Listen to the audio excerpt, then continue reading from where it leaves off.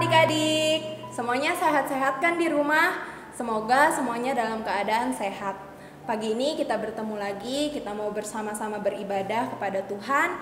Sebelum kita mulai ibadah kita lipat tangannya, kita tutup mata, kita mau berdoa. Adik-adik ikutin kakak berdoa ya. Tuhan Yesus, terima kasih untuk segala berkat-Mu dalam minggu ini. Sekarang kami mau beribadah kepada Tuhan. Kiranya Tuhan pimpin ibadah kami dari awal hingga akhirnya. Dalam nama Tuhan Yesus kami berdoa. Haleluya, amin. Halo adik-adik, pagi ini kita mau memuji Tuhan Yesus bersama dengan Kakak Ripka, Kakak Ati, Kak Febri, Kak Fis. Yuk kita sama-sama menyanyikan lagu Yesus Pokok.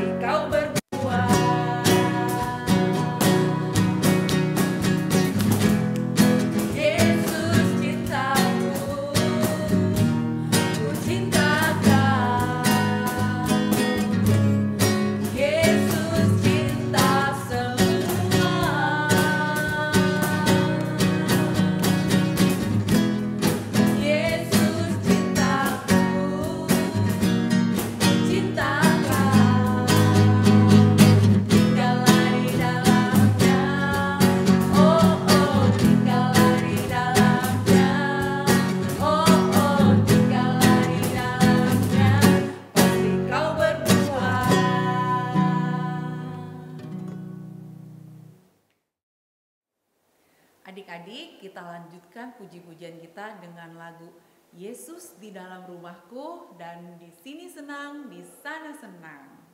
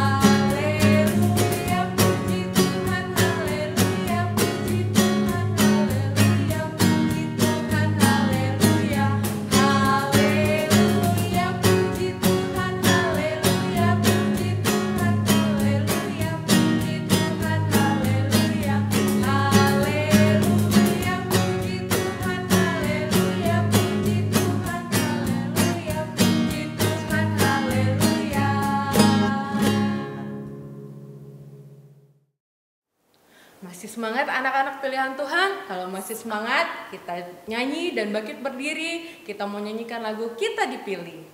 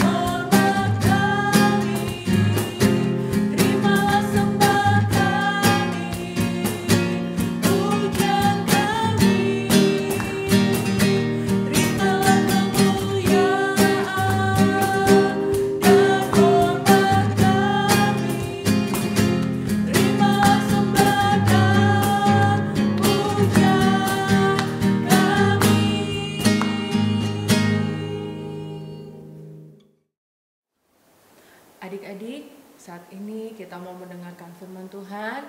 Mari kita siapkan hati kita mau menyanyikan lagu Kalau Saya Mau Bergirang.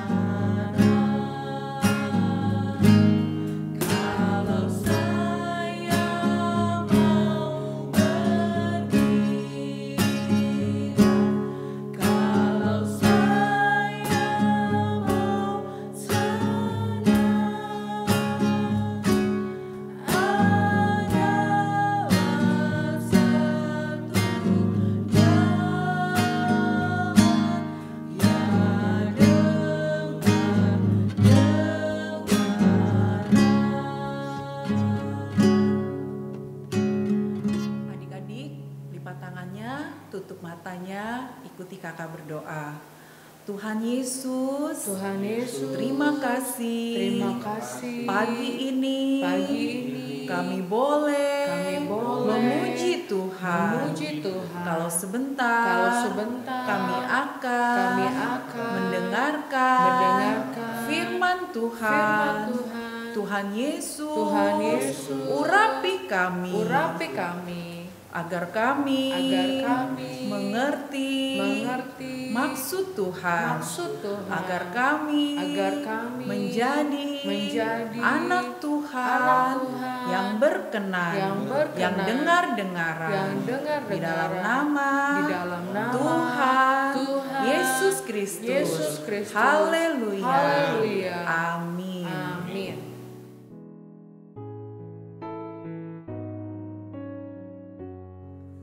Selamat pagi adik-adik, tadi kita sudah memuji Tuhan, sekarang saatnya mendengarkan firman Tuhan.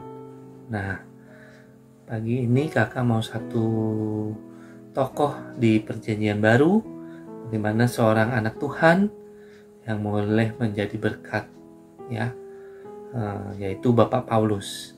Nah, kisah ini menceritakan bagaimana Bapak Paulus bertemu dengan saudara-saudaranya yang lain, anak-anak Tuhan yang lain. Nah, mereka di sana bertemu, berkumpul, berbicara tentang firman Tuhan, dan mereka berbicara sampai larut malam, sampai orang-orang mungkin, udah mulai ngantuk, udah mulai lemes, sampai ada satu anak muda, ya, dia ketiduran.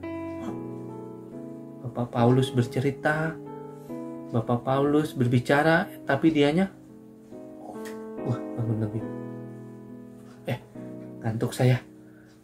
Nah, akhirnya anak muda itu jatuh. Anak muda itu jatuh dari lantai 3. Ya. Anak muda itu begitu dilihat sama orang-orang, begitu ada yang jatuh, pada turun semua. Karena dari lantai 3. Akhirnya dilihat, sudah meninggal. Kemudian Bapak Paulus turun.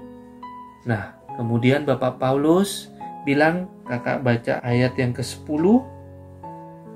Tetapi Paulus turun ke bawah, ia merebahkan diri ke atas orang muda itu, mendekapnya dan berkata, jangan ribut, sebab ia masih hidup. Nah, Bapak Paulus bilang, sebab ia masih hidup. Ya, berarti Bapak Paulus memeluk, kemudian bilang, ia masih hidup. Nah, ternyata anak muda itu masih hidup. Selanjutnya anak muda itu dibawa lagi ke rumahnya, dan Bapak Paulus kembali bercerita sampai pagi. Nah, dari kisah ini kita bisa petik satu pelajaran bahwa kita harus sungguh-sungguh beribadah. Nah, siapa yang malas-malas ibadah online-nya? Ayo, siapa yang males ibadah online? Walaupun kita tidak bertemu, tapi kita tetap harus ibadah ya. Kita pasti semua rindu ibadah bareng-bareng lagi di gereja, kumpul, bertemu teman. Tapi ingat, kita masih belum bisa, tapi kita masih bersyukur bisa ibadah online. Walaupun cuman lewat YouTube, tapi kita masih bisa memuji Tuhan, bisa menyembah Tuhan, bisa mendengarkan firman.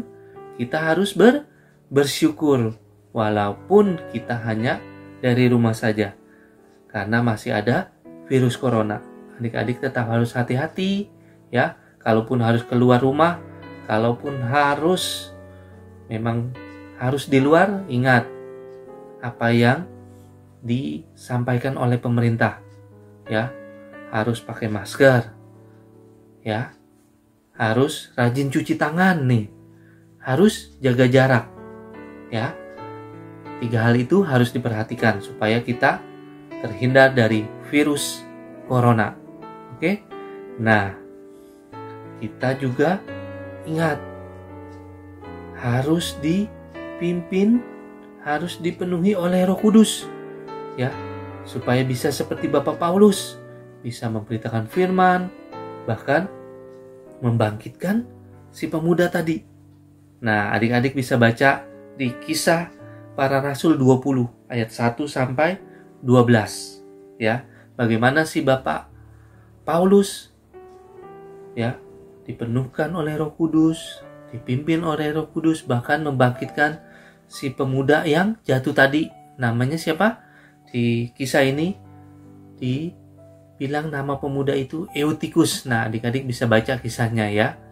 Nah, pagi ini kakak juga mau mereview tentang tokoh Paulus ya. Bagaimana Tuhan ubahkan Saulus menjadi Paulus ya. Nah, adik-adik ingat ceritanya?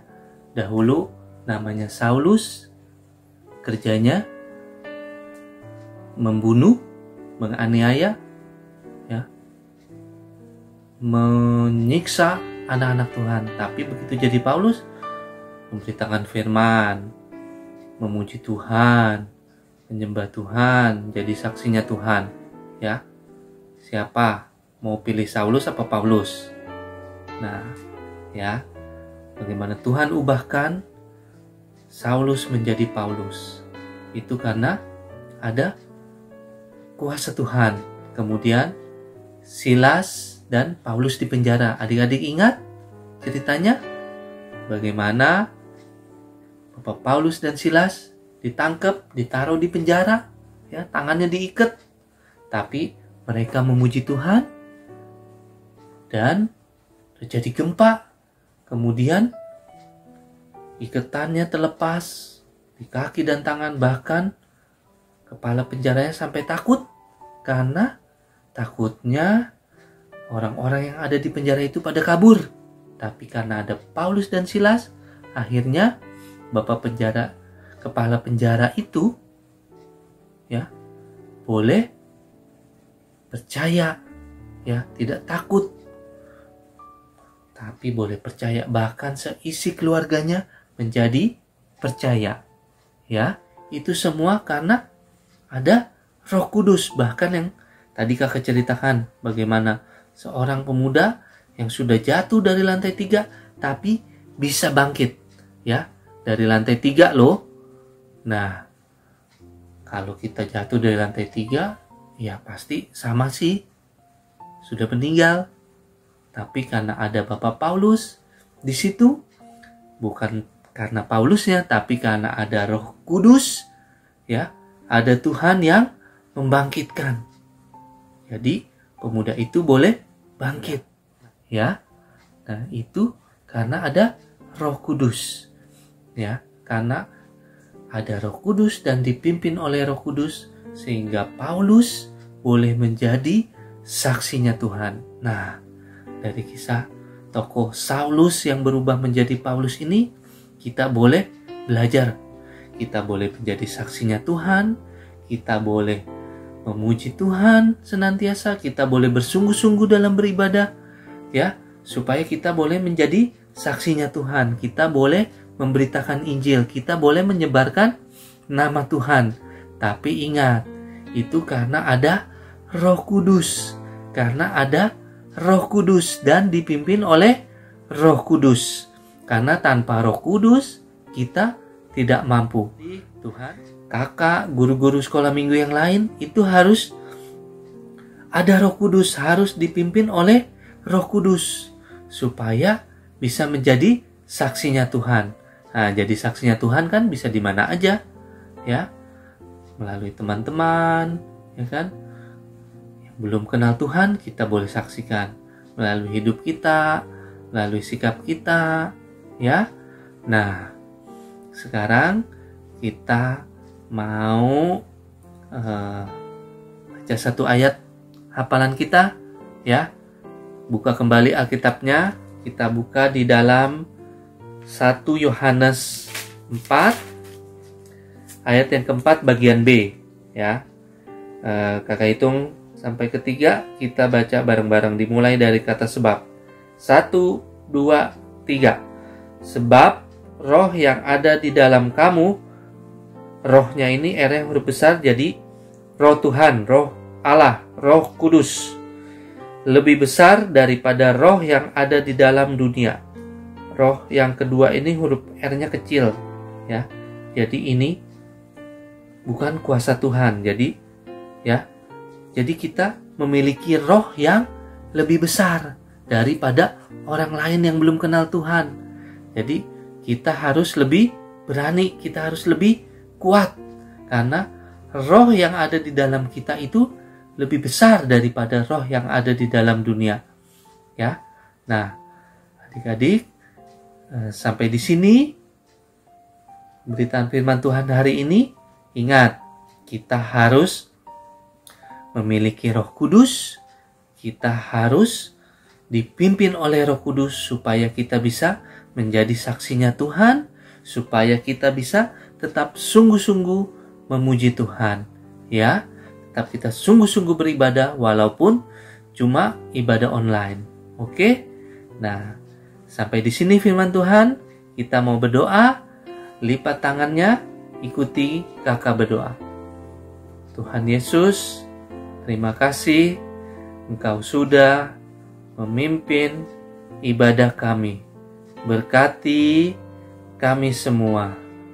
Berkati orang tua kami di dalam pekerjaannya. Berikan kami kesehatan. Terima kasih Tuhan, kami akhiri ibadah kami hanya di dalam nama Tuhan Yesus Kristus. Haleluya. Amin. Sampai ketemu lagi minggu depan. Dadah.